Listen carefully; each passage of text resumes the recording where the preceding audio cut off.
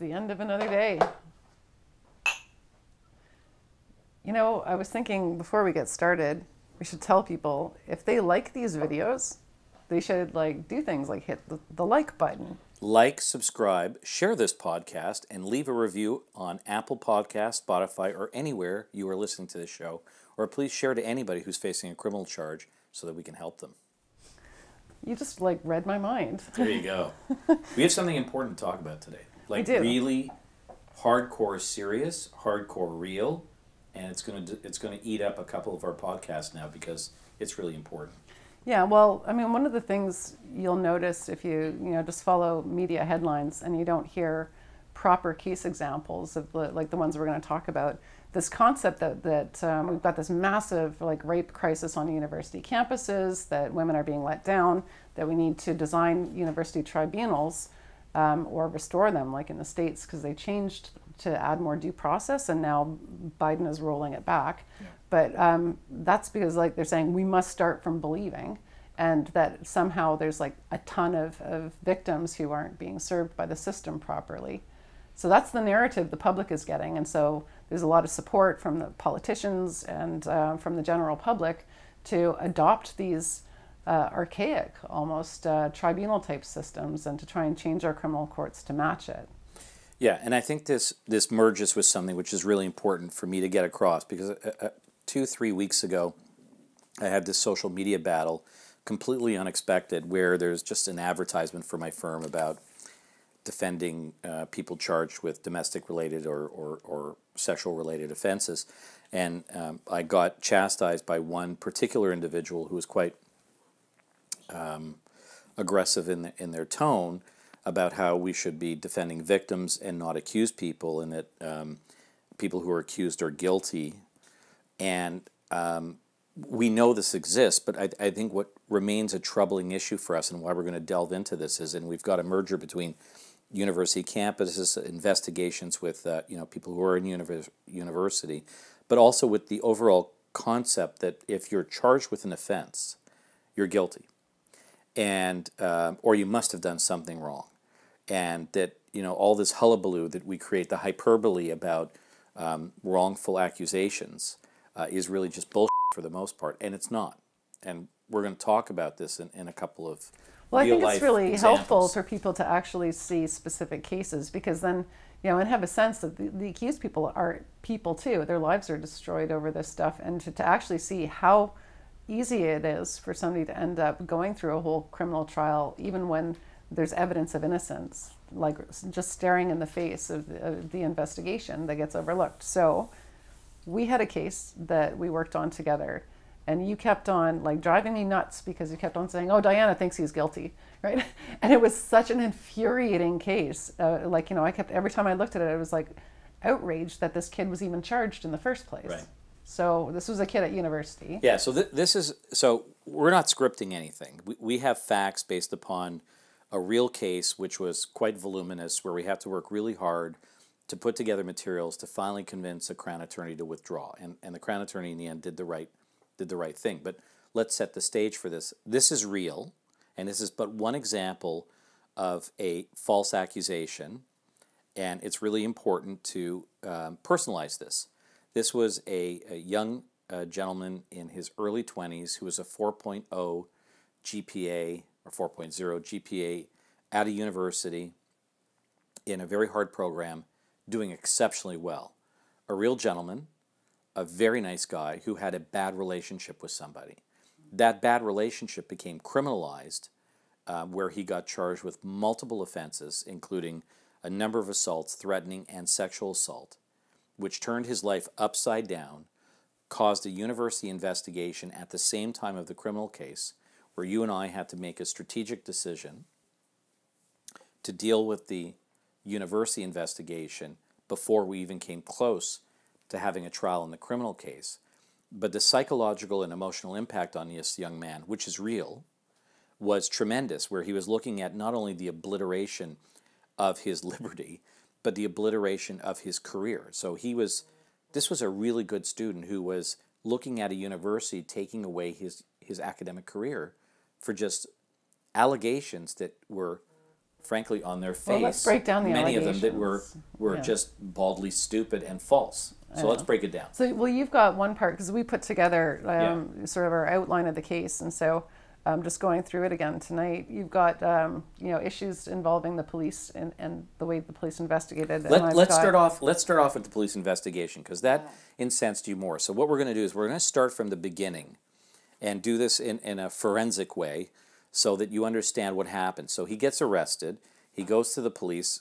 Tell us what happens from how we dissected this and put it together. Yeah, well, first of all, he's very mild-mannered, but he's also very forthright. So one of the big things with him was he wanted to give a statement because for a number of reasons. One, because he had a bunch of witnesses as to what actually happened, and also because he was the victim in the circumstances. And so he was actually personally afraid for his safety, because this was just these police complaints were just another escalation. Sorry, I didn't mean to cover that, but they're definitely not sponsoring us. It's just good whiskey, so it is. I just wanted to put it down. I was more worried it was some... Don't want to be rude to them, but... So we did fix our table from shaking, though. Yeah, you got something underneath it. So, I mean, he's just such a mild-mannered guy, and going through, like, the statement to the police, he actually starts out saying, I want to tell you what happened because, I'm afraid for my safety. And she's, in fact, threatened me a number of times, and I've got a bunch of witnesses. And so the police, they said to him, well, I just want you to understand, because he was confused about the process. He goes, so if I tell you what happened, if I give you this information, then I won't have to go to trial, will I? And the police were very forthright and honest with him, saying, no, you're going to have to go to trial. And he was like, well, what do you mean? He was like, well, it doesn't really matter what you say to me. You're going to be charged and you're going to have to go to trial. Right. So let's think about that. Yeah, let's pause on that for a moment. So here's a young person. So to me, early 20s is very young. And he is very earnest in trying to speak to the police because he has concerns for his own safety, for things that's happened to him. He wants to speak to the police. He sees them as people that he can speak to. He can express his concerns, give him his side of the story, and look for help. And they're telling him, our hands are tied. Our hands are tied no matter what you tell us. And, frankly, they were trying to do him a favor because normally we advise clients, don't give a statement. They're going to charge you anyways. Let's wait to see what the evidence is so we can then deal with it once we have all of the information. But this is a very honest young man who desperately wanted to get his information out to the officer, and they're saying, there's nothing we can do, no matter what you tell us. And his confusion was so apparent. They had to explain it to him like 4 different times because he couldn't understand. Well, it's almost like I must be mishearing them. How can it be that if I tell them about my witnesses and, explain to them what evidence I have, how can it be that it won't matter? Right. So, again, this may be overdoing it, but we have to just pause on this. This is where we are now with investigations on cases involving domestic-related offenses. The police are under a directive and pressure, frankly, to pursue an allegation of a complainant without any real investigation other than taking a statement from the complainant. And in some cases, they may be happy to take a statement from an accused thinking that they can flip them and get incriminating evidence. But it's not a situation where the majority of time they will ever take the information from the accused and use it as part of their investigation to determine what may be truthful. That just doesn't happen. That does not happen. That's not the world we live in here. So no matter what an accused person says to a police officer during the initial stages of an investigation, it won't make a difference. They're looking only for things that will reinforce the accusations, and they're avoidance of anything that will undermine the accusations. And I want to be fair to police because there are a number of times where I've seen the interviews and I've seen police officers trying to take the step to say, don't speak to me, because they understand that they're handcuffed. They understand that they don't have discretion. They understand that they really can't investigate. They don't have the resources, they don't have the infrastructure, and they don't have the directive. And that's one of the things that this So they say, just save it. Save it and deal with your lawyer and then work it out through the system. But even if their intentions are good that way, what does that tell us where we are as far as criminal justice and investigations? Well, I think around the 3rd time where he was asking for this to be explained to him, the officer said, well, I'm not in charge of this case, so he's just collecting information and somebody else is making the decisions, right? And then he had to explain, because he's like, you are going to go to trial. So he's like, okay, so then the judge is going to look at it and decide if I should be charged? And he was like, no. Then the judge is going to decide if you're guilty or not guilty. But it was just like that essential phase of investigation. He couldn't figure out how it would be missing. And it is confusing because they say things to you, the police, like, well, I'm sure you don't want people to think you're the kind of person who could do this, right? That's one of the big tactics to get people to talk. So, but the problem with giving a statement, knowing first of all that they're really just looking for information that will support the charges. Another problem with it is that you don't actually really know the accusation first. So you can end up talking about a bunch of stuff that has nothing to do with the accusation. Correct. And they're permitted to lie to you, the police? Well, yes. In more extreme cases, they will do a ruse in order to get information. But they're permitted to use tactics to get you to give evidence that would be inculpatory, so would be against your interest, and they're entitled to do that. And you can be quiet. You have a right to remain silent, and they do a decent job, if not a very good job, of advising you to be quiet and seek counsel and shut up when you're being interviewed. Right. And that's why I've seen plenty of officers in the interview stage say, "Don't talk to us." And I give them credit for that. Yeah. But from a moral, from a integrity perspective of the process, we have come to a point where no matter what somebody says when they're interviewed, it won't change the course of events. And the police do not have the authority to investigate. Only maybe in rare circumstances. You're dealing with homicides or other things.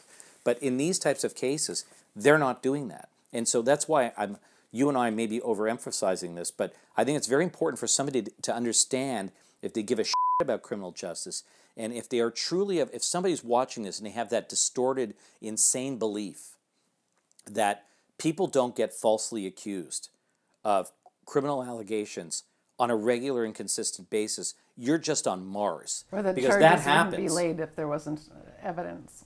Right. And again, I just faced this again today. Evidence can be the statement of, I had some poor guy who called me today. He's in a separation. His wife wanted to go back to the country where she originally was from and take the kids. He's saying, I'm not giving my consent. She called police, said that he threatened to kill her. He's arrested. She's off on the flight. Mm-hmm. Right? So... And they have evidence because they have a phone call from her saying that he threatened her. Yeah, they have a statement from her. That's all it is. So evidence, again, consists of a statement of a complainant, and there are good reasons why that is evidence and you don't need corroboration. That said, what we'll eventually get to is, I think, that police should investigate further. But for anybody who thinks that there are not false allegations, that's bullshit and you're delusional. Because there are. And it happens a lot, and we see it often in our practice, and because we keep digging and digging. You keep digging, I keep digging, you see stuff I don't see, I see stuff you don't see, and then finally we get to the fact that we find out it's just bullshit. Right.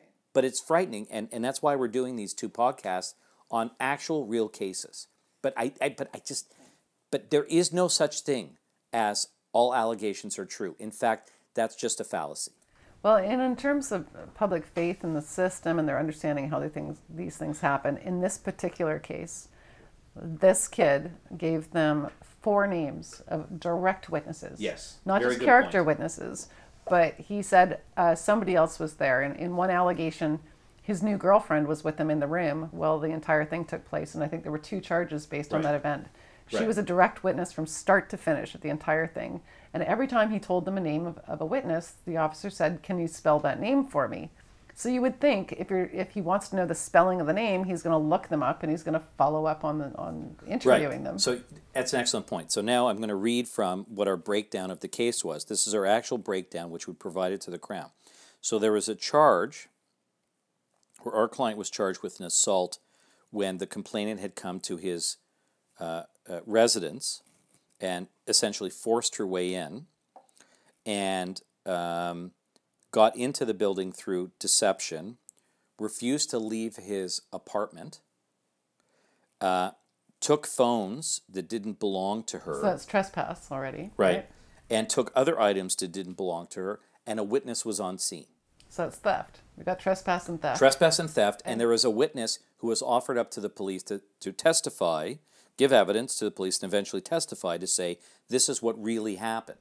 Even worse, the complainant admitted that's what happened. Did you hear that?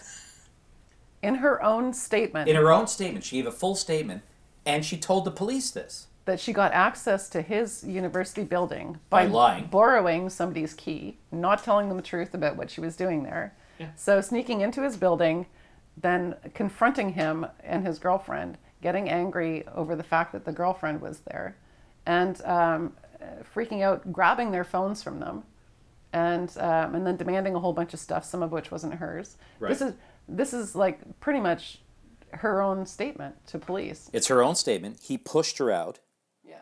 Forced her out of the residence, and he got charged with assault. And then we interviewed, I know, you're laughing, but it's f***ing real. And we had a private investigator interview his girlfriend, took a full statement on audio and video, transcribed and signed.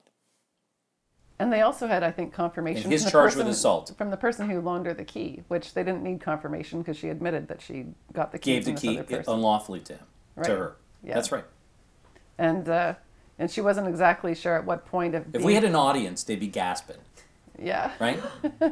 So he gets Thanks for charged, the gas from my wife. That's great. Thank you, honey. and they ignore all of the crimes that she's admitted to committing against him, right? Here's another good one. Utter threats. There was a festival, I'm not going to say what it was, and the complainant had attended this festival, and he was there, and he was with friends celebrating, having a good time. God forbid, he was enjoying himself. And she had confronted him, and they got into a little bit of an argument, and he tried to leave. And he told her, stay away from me. And she had said to police that he had threatened to kill her. With a pair of scissors, I think. Correct. And we had witnesses, at least 2 or 3, from that festival who were there at the time, and he offered up to say, no, I didn't threaten her. She was stalking me, essentially, and I told her to leave me alone, and she wouldn't. And he left. She stayed, and he got charged. Mm-hmm. So he left, she stayed, and he got charged with uttering threats. Right. And oh my God, they go on to the next one, actually. Oh, here's another beauty. This happened in a library where there are tons of people around. She ran into him at a library at that university, got into an argument with him about their breakup. She admitted assaulting him and broke his glasses and knocked them off his face during the course of their argument. A witness was available. Witness not interviewed.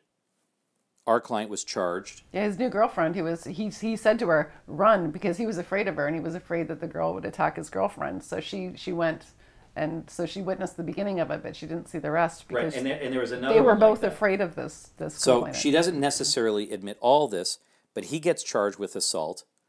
She admitted she hit him first. And she also kicked him on the street. This leads us to the other one. Ben, you can't believe this. This is real. We spent a year and a half on this, litigating this. You couldn't get charges withdrawn. You couldn't imagine. You couldn't make this up. So, I can't believe this when I read it back. They wind up on the street in daylight. He's walking again with his girlfriend and a friend. She starts yelling at him. Cheater, you piece of shit, all that type of stuff. Comes up to him and kicks him. Was it a kick or a slap? I can't remember. I believe it was both. Wasn't that in front of the library? I think that was the same one. No, that's another one. Kicks him, and he then legitimately pushes her back. He gets charged with assault. It's in her statement that she kicked him first. She kicked him first. It's not a lie. This is true. We have the statement. Kicked him first, and he gets charged. Again, witnesses available. Unbelievable. I've got direct quotes here from the statement. And we don't want to identify anybody no, I know. to protect the identity of the complainant and our client. But the reason we're saying this is to edify, is to give, information and edification about what really goes on. This is real. This is not just one out of a million. This is multiple times we see these things, but this was a stark example. Give some of the. This is from the real statement. There was video recorded. We transcribed. So there's an attempt to try to claim that her violence was defensive, right? So she's like, I remember he was grabbing my arms, and I tried to defense myself by, you know, squeezing his neck or something, or kicking him, right? Yeah. So there's, you know, but she tries to claim at that point that that he had his hand on her arm or something like that, and her language is so vague all the time. Anytime she's asked, you know, exactly what happened, she's like, because I don't remember. It's been a while, right? There was a lot of I don't remembers in there. There's a lot of that, and she's just like, he approaches me, so I'm like really scared. So I tried to kick him, right? So her motive in this, she's like, he approaches her because she's charging at him, right? There's like confronting him or whatever. All he's doing is approaching her, and she claims just the fact that she says she was afraid, she started kicking him. And then she goes, because, you know, like, female can't fight. I don't know. So I tried to kick him, but I failed. So I find that interesting, too, because this is one of the defenses is like, oh, yeah, so what if I kicked him? I'm just a girl, so I'm not going to do any damage, right? and this is an ongoing problem with reciprocal violence. But just to back up. Both are wrong. Yeah. But a male kicking her or hurting her is bad. A female doing the same is bad. Yeah, and it doesn't matter if you think, and I think a lot of people underestimate the damage that they do to people. If you talk to guys who've been on the other side of this quite often, they were seriously injured, and it's downplayed all the time. Never mind the physical aspect. There's a psychological aspect.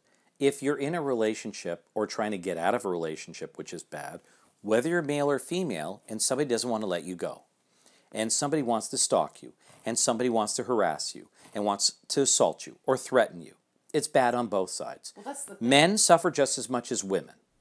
All of these altercations, she's quite clear. He broke up with her. And at one point, she becomes very honest about her mental breakdown state over this ending of the relationship. But again, here's like you said, it was a separate incident. You know, he was approaching me, and I was like walking back, and then I just slapped him on his face, and then like actually twice, and then run away. That was her description of that one. He gets charged. That interaction where she slapped him twice on his face without him doing a thing, he was charged with assault. Yeah, she doesn't even allege that he did anything. He pushed her away from being slapped. And let's just segue for a second. Detective Constable. This is a transcript of the interview of our client. So even if you're telling me stuff and it doesn't kind of convince me either way, or even if it does and I convey the information you're providing me to the officer in charge, it really doesn't play a role in the relation to the charges. You still will be charged with these allegations. This is why this case drove me insane. And then you just made it worse by telling people I thought he was guilty. I can't. And people wonder why I drink. Sorry, honey. It's amazing. It's amazing. It is, but... It's amazing. It's amazing when I have these social media battles about people who get so pissed off about my ads, about really nice ads. I got flowers. I got Happy Victoria Day, Happy Mother's Day, stuff like that. And then I'm like, God forbid I should defend anybody. You should be defending victims. You know what? It goes both ways. So, I mean, according to the complainant herself, she's guilty of a number of things. Trespass, theft, assault, stalking, uttering threats, criminal harassment, and being a real bad breakup and person. Also, at the end, the officer's just like, Also, at the end, she's asked, okay, did he go on social media to, like, attack you on social media? And she goes, no, actually, I'm the one who did that. And we had the posts.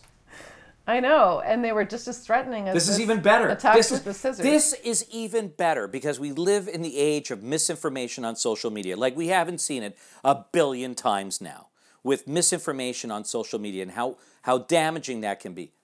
Over to you. You went through all the social media stuff. Yeah, well, there was some stuff that he had that she hadn't provided to the police, which I think is an issue we'll get God to forbid in a they bit. should look. Well, it's always so selective, right, in terms of what they decide that they're only going to give them stuff. But what did she post? Let's just... She was, oh gosh, it's hard to remember precisely, but Aside from being a piece of shit. she was basically just posting about her mental breakdown. But she also said he's a cheater. That, yeah, making He's her, a cheater. He's a womanizer. Yeah. Character assassination. Character assassination. On him. On social media. Yeah, right? And so unfortunately, those types of allegations and he didn't translate cheat on her. to he's a sexual predator. Right. He didn't cheat on her. Never mind the sex assaults that she alleged. We didn't even get into that bullshit. But we won't for sensitivity reasons. But she alleged he sexually assaulted her. And she alleged that he cheated on her on social media, and he never did. He broke up with her. There was a time gap, and then he wound up dating somebody else, who's a perfectly nice person, who wound up being a witness. And in that case, we had to take multiple statements at tremendous cost to our client to save him. And just segue, please, the university. Talk about the university aspect, because this really gets me. But before we go there, too, though, it's just like... Okay, I'll try and contain myself. When the defense has to do the job of the police and investigate these witnesses who were never contacted, that's a big deal, right? Because you can't personally take a statement like police can. You can't be a witness in your own case. Yeah, so let's explain a few things. So this is really important. And for all those doubters about false accusations, you.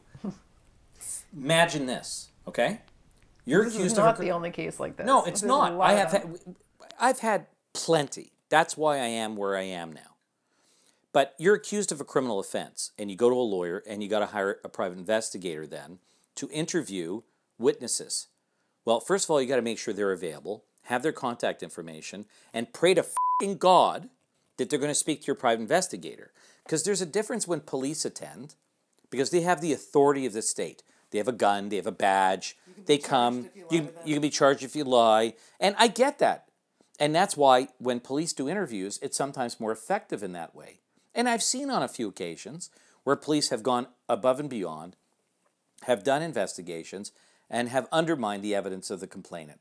But that is getting fewer and fewer as we move farther away from the Jian Ghomeshi case. They just turn it over to the defense so that you can use it, but they don't withdraw charges. But at least they took an interview. So when a police officer goes to a potential witness and says, we'd like to ask you some questions, there's this compulsion, just like our clients sometimes have a compulsion to talk. There's a compulsion. There's the air of authority. But when we send a private investigator to try and track down somebody, you're at a best odds, 50-50, maybe 40-60, that you're going to get them to talk to you. Well, I think private investigator has this feeling, too, like you're being followed. You know what I mean? Oh, I've had police contact me to say your private investigator is harassing a witness. There's no property in a witness. We can interview anybody we want, including a complainant. But God forbid you go out to investigate, then they get harassed, right? So then it comes back on the private investigator and on us.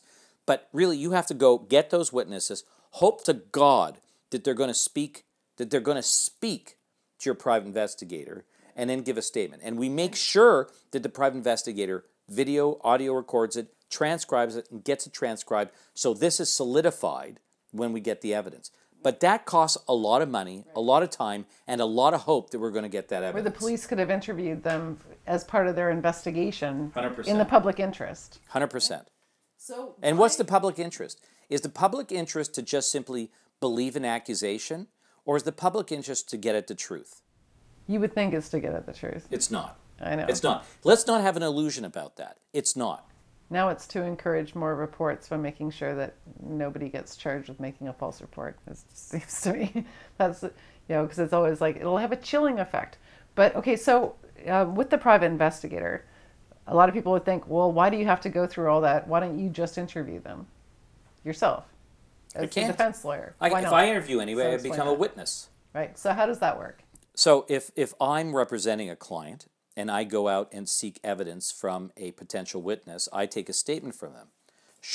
First of all, I could be accused of tampering with evidence, and I don't want to do that. I want to maintain integrity. Second, if there is a difference between the evidence they give at trial and what they gave me, I become a witness. So that's a no-no. You don't do that. You don't have anybody as part of your firm do that either, because that can conflict you. Further. You can knock out my whole firm representing You expect people. somebody to say something when they testify, and then when they get up and take their oath or whatever, they don't say what you expected them to. Right. To impeach them, you would then have to testify to say, no, that's not what they told me. So And now you become a witness. And there can be all sorts of reasons for that. When a person is interviewed by a defense clerk, lawyer, or even a private investigator, and it comes time for trial, they can be really nervous. They don't want to rattle the tree. They don't want to put anybody against each other, and so they're going to start to water down their evidence. Then you have to take out their statement and impeach them. If me or some member of my firm was the one to take the statement, A, that's a stupid, immature move to do, but it will taint and screw up the whole case, and you're going to be knocked off for conflict. So you can't do that. You've got to hire a private investigator who knows what they're doing. A neutral party. Absolutely. And we ensure the integrity of that investigation. Very careful. And better if there's somebody who's already testified in court before. Well, we need an objective recording. We need somebody who knows what they're doing, whether they're an ex-police officer who's an investigator or not. I mean, there's a company I've been working with and a guy for over 20 years who's not a former police officer who's excellent. Right. And he really knows how to ask questions. Who you mean. Yeah. He was fantastic. He's really good. And, we have our favorites, but two are ex-police officers. They're excellent. We love them. One's not an ex-police officer. He's excellent. But they know what they're doing. And But that's all on the accused to afford. Now, it can be in some cases insurmountable. Where the police could have just gone and interviewed them, so that everybody is aware. But talk of what about access to justice. Not everybody has that deep pocket to do that. Imagine if you can't do that. I know. And so, what's the consequence if you don't know? If you don't have a pre-recorded statement that somebody can verify? Here, come on. Sorry, just a moment. We have to take a moment to just have some more whiskey. Hi, honey. You sure? Which, we could be drinking a different whiskey if, it was made available to us. But this is our current favorite. Can I get a bit more? It's a blended Canadian whiskey. They're not a sponsor, but it's really quite good. And I like to shop and drink local. Yeah. Do you know what? I was drinking scotch a couple of nights ago. It's a whiskey. This is the whiskey. I was drinking a scotch. And I didn't finish it when I went to bed. I got up the next day. I was like, aged 12 years and a day. And it's good with eggs. Yeah, I know. All right. So where were we? What happens? Why do you need to have this all documented? So basically, the question is, what happens if you go to court without that, and the person says the opposite? Like, why would you not call a witness if you don't know what they're going to say? It is. I know it seems like a stupid question. Anybody knows that you don't call a witness unless you know what they're going to say and you have it pinned down. And if they don't say the thing you expect, then you can impeach them with their statement. Yeah. And there can be many reasons why somebody deviates from it, but you got to impeach them with their statement. It's got to be on video, audio recorded, transcribed, so there's no misunderstanding. Play the video. Here's what you said when you were interviewed. Yeah. And there's no doubting about what we heard. No, but that's the dynamics of this process. It's not an easy process. It's not always going to get you to the truth. So in because this case, people are worried about. Yeah, and in this case, we're talking about 4 people whose names were spelled out to the police officer, who now it's the responsibility of the defense. Well, we wound up taking 6 or 7 statements, all of which were incredibly helpful. But let's talk a little bit about what happened at the university level. Mm-hmm. Because while all of this is unfolding for this poor young man, here's a university where he's at a 4.0 GPA, looking at a great promising career, and this university is saying, you're a f***ing piece of shit. Well, no, the university I thought was fairly fair, but they could have... No, the university wasn't fair. Oh, the investigator was fair. See, I wasn't a part of that. They were not willing. Aspect. The university was not willing to hold off on their investigation pending the outcome of the criminal trial. So let's think about that for a second. Let's all take a moment to figure this out together. So the university where he's attending did a few things. One, he could not attend classes anymore. Right. He's off campus. Can't go to the libraries because he could be in contact with the complainant. I know common areas are always restricted. Common areas restricted, library restricted. He could go to his lectures and go home. That's it. Yeah. Okay? So that's the first sanction in place, which really, if you like your university career and you enjoy that camaraderie of being at libraries and study groups, and all gone for this young man. Next, they wanted to pursue their investigation, and they said, you have a choice. We've interviewed the complainant. You're not entitled to her statement to us. We'll give you a summary. Does your client want to give a statement to us? If not, we'll make a finding. We'll make a finding without his statement. Before there's a trial. Before there's a trial. Right. So most criminal lawyers at that stage will go, look, dude, anything you can say to them in any type of format, whether it's an interview or whatever, can and will be used against you should the Crown or the police seek to get that interview. It's not confidential. Yeah, we didn't it can do be that. subpoenaed. Right, but just you have to choose between your academic future and career and your criminal case. Imagine that. You're 20 some odd years of age. You're a 4.0 GPA. You work your ass off And to I've done do well nothing in school. wrong, and you're the victim of a stalker. You know you've done nothing wrong. And you you're the know, victim of a stalker. You know you've been wronged. Now what do you decide? What do you decide? This is a real case. This is one of many. And what did we decide to do? Well, in that particular instance, you know, despite, like, 'cause as I said, I wasn't sort of a part of that university process.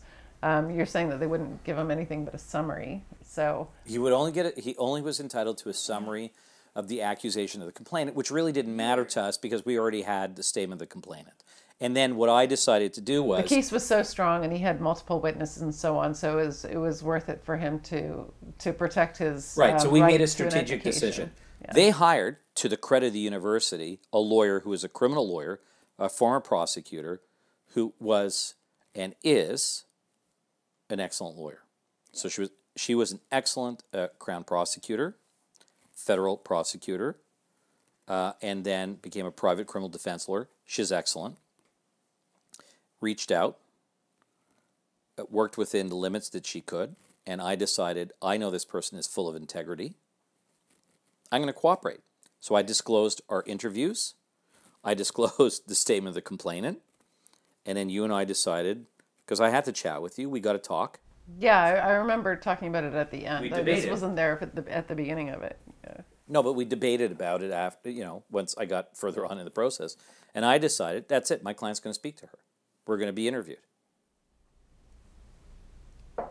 Because He was in this unique situation of having all the evidence in his favor. For one, it's just it is rare to have any evidence on either side in these cases. It's so scary. You're right, but yeah. I got really worried for him, and I got really emotional about the fact that he had spent, this was not a wealthy kid. This was a kid who really worked hard to get where he was in university. I got emotional too, Joe. What did you do? You kept telling people I thought he was guilty. That's what you did to me emotionally. Until I brought you around. No, Until I brought you around. No, you just kept telling people I thought he was guilty, and I had, and my jaw would just drop every time. It was like, and because everybody believed you for at least 2 seconds every time you said it. But he did. We had him interviewed by this investigator. She did a very good interview, listened, reviewed everything, and came to a conclusion in an extremely detailed report, having interviewed the complainant in detail, having interviewed our client in detail, having looked at our witness statements in detail, having looked at the disclosure in detail. And what was her conclusion? On a balance of probability. On a balance of probabilities, not only did the accusations not happen as the complainant described, but she found that he was the victim in the circumstances. Listen to this. On a balance of probabilities. This is great.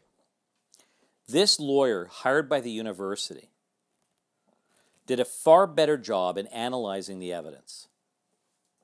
So, a balance of probability is a standard in which, in civil cases, you decide whether something is more or less likely to have happened.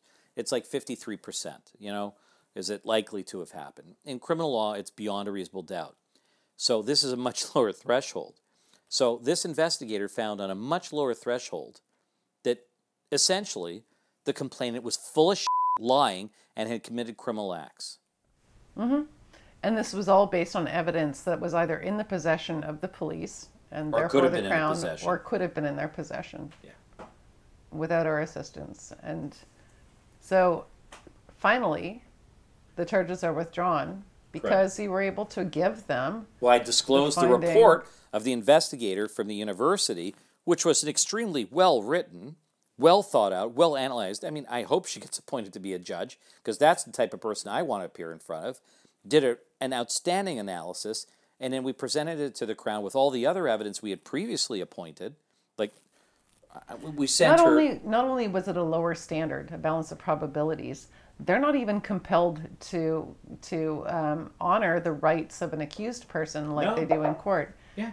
It's but I've also, this has come up in one of our previous discussions, the difference or maybe the proper term, due process, which is your guarantees against the government, versus natural justice. So in tribunal investigations, which are not always fair, and that's important to make clear, because some people going into these things blind, thinking they're going to get a fair process, are not going to get that thing. Right. That universities are sometimes successfully sued for not following natural justice, right. which is sort of a primordial. That's a good way of putting it. Yeah. I was thinking, that's like, a good way of putting it. What's that movie where he's like keeps going back to the primordial soup, and I can't remember the name of it. It's gonna bug me now. There's like this guy who does this like cryogenic chamber Altered thing. states? Altered states. Oh my God! Oh my I haven't God. seen that in ages. Yeah. So natural justice is like his amoeba form, going back to the original form of. Boy, that's a flashback. Okay. I'm so glad you remembered, because it was gonna actually be a really bad dead end if I couldn't think of it myself. I love that moment where he's just like banging against the walls, going, "No, I have to keep my form. I have to keep my shape." That's right. This is Oh my like God, that's so funny. natural justice, right? It's the amoeba behind all of our laws and our legal system. Yeah. Look, and in this case, it worked out for a client. Is this particular case, a one-off? Is this a one-off for all those people who believe that there's not false accusations? Is this a one-off? We had a discussion about, I was trying to figure out, how can you determine how many false accusations take place? And of course, if you ask an accused person, if you ask an accused person, they're going to say, "Oh, I'm innocent," right? Well, yeah, we take that with a grain of salt. Yeah. So you can't trust the self-report of an accused person. Right. You can't trust the self-reports of complainants, who are always going to say they're telling the truth. But I was thinking, lawyers who are neutral, if you anonymize everything and you just simply look at, let's go through the last year of records. And I asked you this question: if you had to do that and then assess how many of your cases, percentage-wise, are false, provably false, where the guys actually, you can show that they're innocent, versus how many you can, they're guilty and sometimes they admit it, or the evidence is overwhelming. And then you had a category in the middle. So your numbers were what? I'm over 50%. Over 50%. So break it down in terms of, ones that you could, that the evidence shows they were guilty, ones that evidence shows they were innocent, and then the thing in the middle. I'm over 50% where we can establish that it is highly likely that our clients are wrongfully accused. Of that 50%, 25 to 30% are demonstrably false accusations. Then in that other 49%, you're in that world where we don't have the evidence we need, but we get acquittals. But let's not down. This isn't a promotion here. This is where we dig. I've always referred to myself as a digger, and you're a digger. Mm-hmm. We keep digging to find, the truth. And we don't serve our clients if we don't try and do that. We don't just listen to them. You know me. I yell at them. I don't listen to them. I want to figure out what the truth is, because we're at the stage of our career where people come to us when they're wrongly accused. And when you dig and you start looking for the evidence and you have access to it and we have the right resources, you find they are innocent. So we're finding on a balance of probability that we have really falsified allegations, and that's pretty significant. Yeah. So remember the case we had in a northern region. I don't want to say it because I don't want to identify anybody. Right. And 7 counts of sexual assault. 7 counts of sexual assault over a historical period of 18 months when somebody was dating somebody. 7 counts of sexual assault that would have resulted in a 3 to 5 year jail sentence, if not more. 7 counts. Let me say that again. 7 counts of sexual assault. And what happened? I'm going to do that so I can pour. But go ahead. Take. 7. Well, okay, actually. What? It looks like you need a little more. He wants me to pour. Okay. And you might be swearing a little too much. But you just swore. I did? Yeah. That's enough. I want to have a good night. Okay. All right. Well, Can you fill me up while you're at it? can we order a belly buster when we get home? We do every Tuesday. Can you I do want a a little? belly buster. Can you do a little dance? No. You just see wearing this awesome We're going to little order a skirt. belly I buster wanna when we see. get home. We order belly busters every podcast week. Oh, do you? I know you guys like I Max. haven't- You like I've belly never buster. had Your it. favorite. I have to try it. Oh my God! I've been going there since I was 16. Aramis originally ran it. I would say so. We've had so many cases since I've been working But with just you. look at this. This was a great one. 7 f***ing counts of sexual assault. It's not a joke. This is real. 7 f***ing counts of sexual assault. Okay, well, Okay, please take it we away. were talking about a case earlier that I don't think is the same one. So 7 counts of sexual assault. The text messages that came from our client. you're gonna have to remind me. To be honest with you, Joseph, there are Okay, so I'm many taking cases. the bottle away from you. No, there's so many cases we work on with like 7 to 10 charges. Okay, so this very nice gentleman with was evidence dating, of innocence. was dating So many. this lady for a period of about 18 months to 2 years, and they were having an issue. And you know, he didn't want to introduce her to his parents. It was a second relationship for both of them, and I have sympathy for the fact that I know which one you're talking he about might now. not have been more. He could have been more genuinely about how he handled things. Okay, he could have been. No, I think it's important. I didn't remember because we have so many cases, where we have evidence of the similar. we have a ton, thing. but I know which one because you're we talking about dig. now. But so on this case, he gets charged with 7 counts of sexual assault, and I'm not blaming the police on this one, but I have a question. So we get, of course, I ask. I want all your. We ask. I want all the communications with the complaint, everything. So he turns them off. Emails, text messages, whatever you Everything. got. And holy it's a heavily documented relationship where they're just fighting, and she is stalking him, Okay, I threatening think I him, can summarize this manipulating him. It's unbelievable. Do you remember now? And you drafted up, you helped draft up the document on reasonable prospect of conviction. Yeah, and the charges were withdrawn finally and thankfully.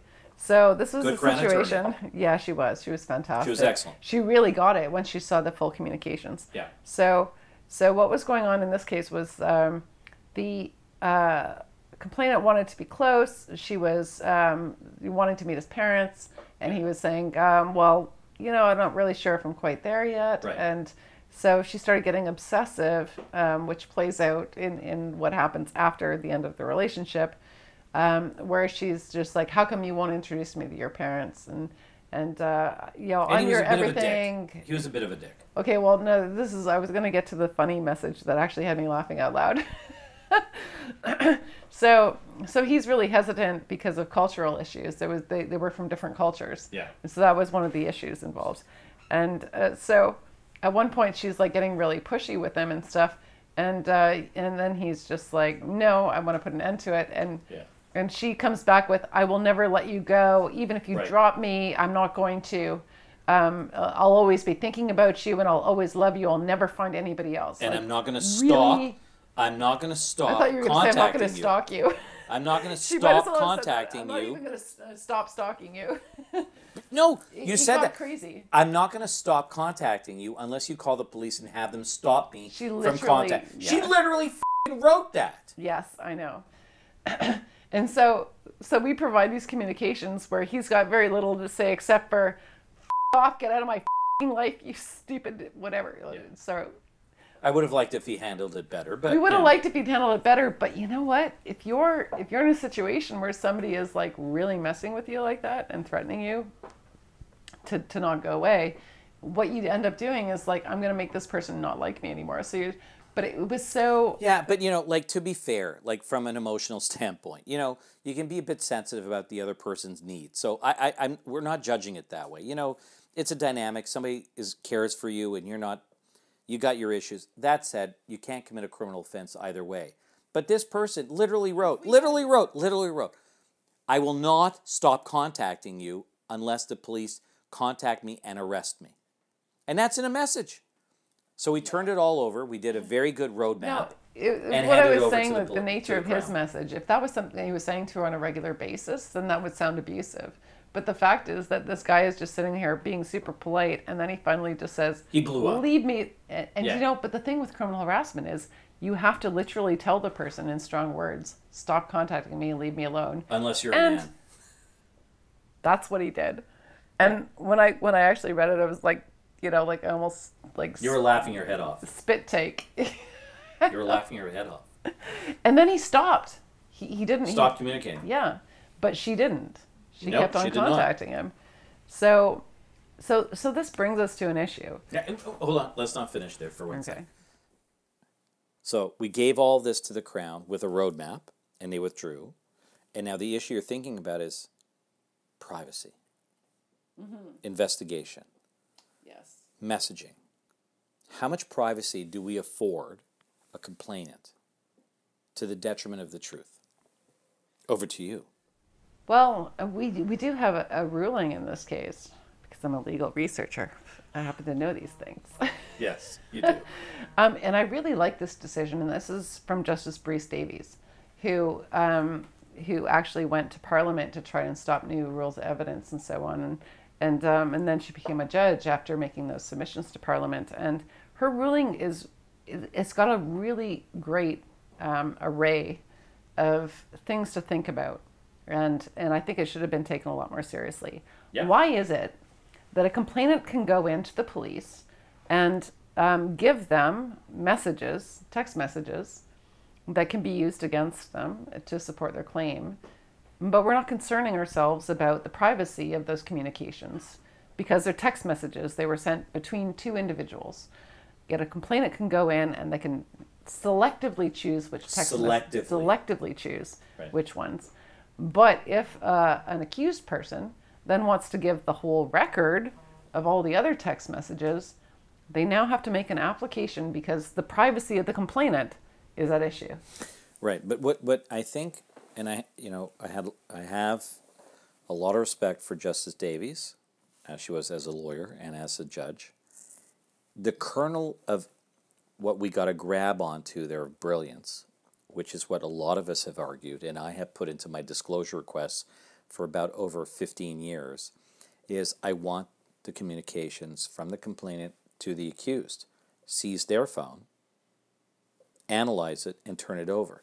So how much privacy do we want to afford a complainant to the detriment of the truth? So there's lots of screaming about we got to protect the privacy of a complainant. Well, that's exciting, unless it leads to a wrongful conviction. And guess what? It f***ing does. Right. And if you want to make an accusation, we've got all those groups and that professor from where? Who's my favorite professor? From Dalhousie. Yeah. So, God forbid we should delve into the privacy. We'll just call her the professor from Dalhousie. God forbid we should delve into the privacy of the complainant for victimizing them or re-traumatizing them. But, more than often, we have found in our practice with thousands of cases that when you delve into these communications, you find lots of information that undermines the veracity of what the complainant says. Well, and my thing is like, if you apply Think about logic, that case if you that we apply had. logic, But had the police said to, because this person who accused him of 7 counts of sexual assault had said that they had been communicating for months. Had the police said, well, that's great. Can we have all those, give us your phone. Let's do an extraction of phone. We'll look at all the communications. We'll come to a conclusion and then we'll make our decision. we should wrap up. When they withdrew those charges, they didn't even impose a peace bond because they recognized that she was stalking him and that she was probably going to cause him to violate his peace bond. And nothing happened to her. Nothing happened to her at all. Nothing Right. happened to her. And he still lives with the fact that because it's a sexual assault, it will never be erased. It says withdrawn on the computer system, but it'll never be erased. Yeah, the fact that he was charged will still show up. So on if he a applies for a record job in a vulnerable sector, and there's a vulnerable sector search, it's going to come up. I know, but apparently this is all justice for victims, right? Because we're No, assuming but there's a again, victim. let's leave it aside. There are real victims, but there are real accused people who are wrongfully accused. It's not a joke. These are 2 examples. I've got a third before. Are we running out of time? There's a third that I want to talk about for a moment. But just think about this. You are accused of 7 counts of sexual assault, 7 that are a lie. By a person who ends up being a stalker, who's Where the using charges the are police. withdrawn, there's no peace bond. They recognize that this person stalked our client. Is using the police to continue the stalking. Because that's psychological. There is a real phenomenon from a psychological perspective where an aggrieved partner who's rejected from the other partner wants to maintain a relationship through some litigation, whether it's family law or criminal law. That's what this was. But this poor individual, God forbid if they apply for a job where there's a vulnerable sector, will have this come up and may never get that job. But there's another example of a case up in a bit of a northern region. That's the one I thought you were talking about first, and I was like, what are you talking about, 7 charges? No, but like, oh my God, this was another one where, a young person goes to one of these, they used to have them when COVID didn't exist, when we all had fun and life was normal, where you go to these big concerts and the kids go and there's like 26 million bands and you got your campsites and you get drunk and you smoke weed and everybody has a ball and it's like love, peace, and whatever. The old Molson Park Berry Festival. It's like, Just thinking about, I remember there was like a radio station. It was like 101 or something. I can't even remember what their call number was anymore. But that's how much they charged. It was like $1.01 to go to an all-day concert in the park. And then they did a follow-up, but it was like a new age 1980s. But they're great. There's great bands. Woodstock it's a lot of festival. Yeah, but it's the same thing. I forgot what it's called, and I don't want to really say it right now because it would identify people. But it's great, and everybody has fun there, right? And people have to be responsible. Totally get that. But our client, my client, is there with a bunch of buddies. And, they meet some girls. The girls come to their site. Everybody drinks. Campsite. You set up your camps. Everybody's drinking, doing marijuana. It's love, peace, and everything else. And they wind up having intimate relations. And then my client makes the mistake of not wanting to stay in the tent, but wants to say, hey, let's go out.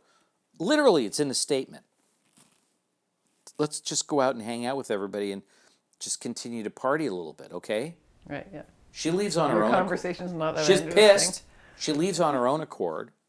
And then when she wakes up the next day, I was raped. Goes to police.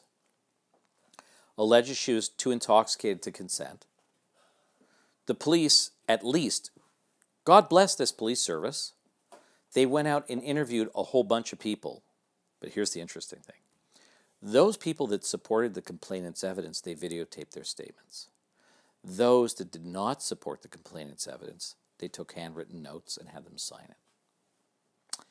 So then, I had to track these people down, try and get them interviewed, and when I wanted to have, back then when we had preliminary inquiries, thank you, Justin, for taking away preliminary inquiries for sexual assaults, I had to subpoena them. And guess what? Crown wouldn't give me the addresses. I'm like, what the f***, am I clairvoyant? Yeah. What am I supposed to do? Yeah, So I had to bring a motion to get the addresses. Just let me rant for a moment. Okay. I had to bring a motion. I'm just thinking of how many other cases we could talk about. We could go on forever, but how many? But can you imagine? There's so many. They interview 8 people. They don't take video statements from them, and they say certain things that does not help the Crown's prosecution. And they're just scribbled notes with some signatures. I can't even get the f***ing addresses of these people. Never mind. Thank God I can read police officers' notes. That's what I was about to say. I've tried. I can't even read them. It's an acquired skill. It's like they went to doctor school on how to write illegibly. It's crazy. Yeah. But so, anyways, I battle through that. I can read it. I get so, and I have to bring a motion, and then a judge, thank God, says to the Crown, "Really? Give them the f***ing addresses." Yeah. I was in a situation where they wouldn't subpoena, the Crown wouldn't help the defense locate a witness that was the father of their own complainant. They wouldn't help us locate them. And the judge had to actually say, well, I'm not in the position to give an order, but I strongly suggest that you assist the defense in locating the witness. But this is crazy. This is real.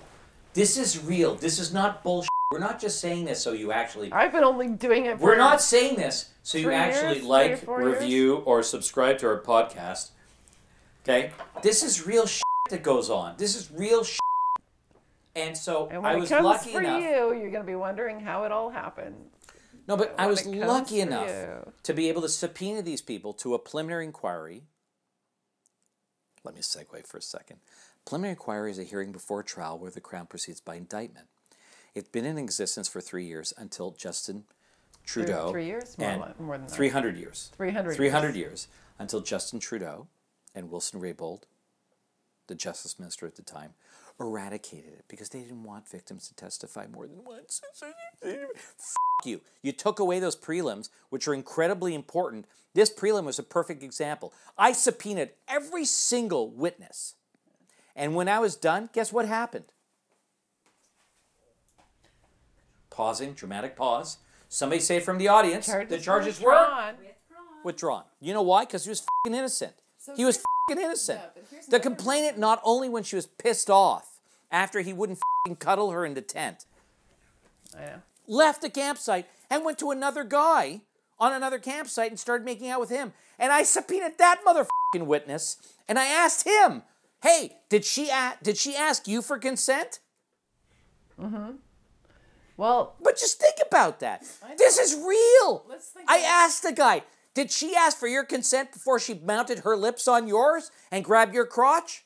And he goes, no, but I didn't mind, dude. It was okay. But my client had to face this and spend thousands of dollars. And then our prime minister got rid of prelims. Like, where do we live? So here's another way to approach it. And at least you get more Pfizer. Good work. Come to the same conclusion. I'm right? never going to be a judge. I know.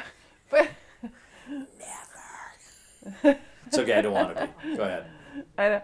But there's another way to come to the same conclusion, which is, why would you subject a complainant who's going to be shown and humiliated, shown to be lying about these circumstances?